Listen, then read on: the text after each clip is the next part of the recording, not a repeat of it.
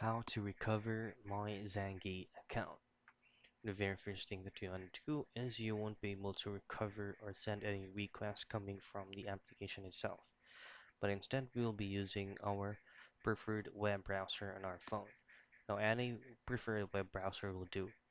Now from the search box, all you just have to do is just key in Zangi contact.